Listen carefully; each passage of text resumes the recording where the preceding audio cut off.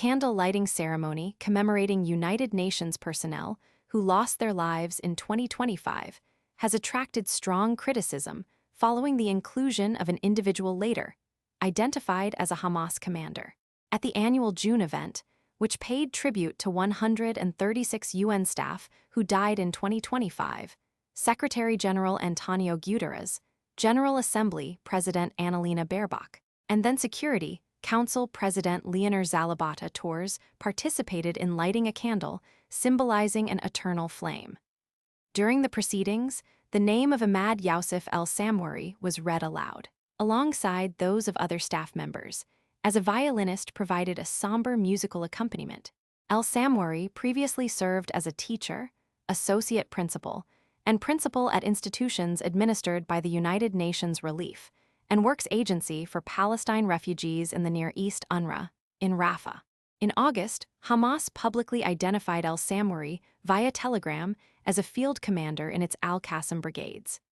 During the memorial, Secretary General Guterres emphasized the unprecedented loss of UN staff in Gaza, stating that never before have so many personnel been killed in a single conflict. He reiterated the position that UN staff must never be targeted, and clarified that, consistent with established practice, the consent of families is sought before reading names at such events. In numerous cases related to UNRWA, Guterres noted that families could not be reached as many had themselves been killed or displaced.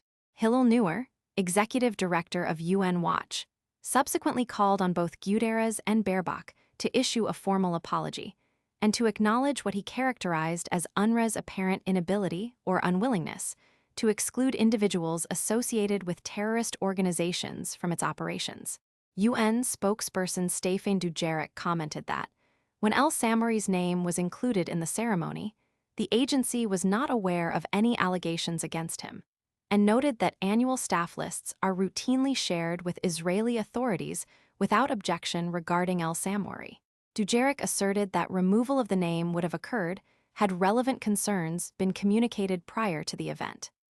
Israeli ambassador Danny Danon expressed outrage over what he perceived as a lack of explicit condemnation of the actions attributed to former UNRWA staff, stating that Israel had repeatedly warned the United Nations about alleged infiltration by Hamas operatives. Danon asserted that the organization's response reflected a broader institutional failure.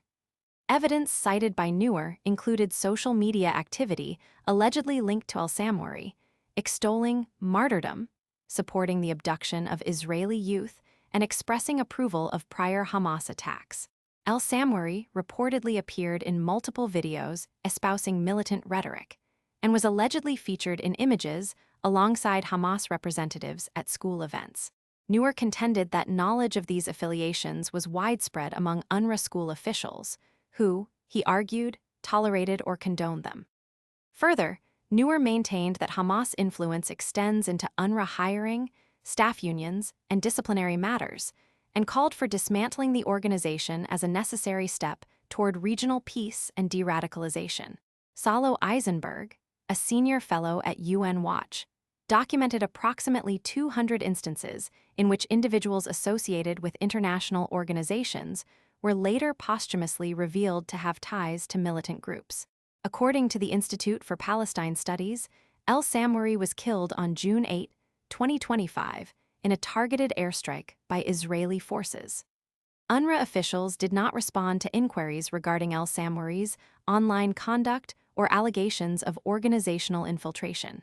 Meanwhile, the USAID Office of Inspector General has undertaken an investigation into possible connections between UNRWA personnel and Hamas, referring over 100 staff for further action in coordination with the U.S. State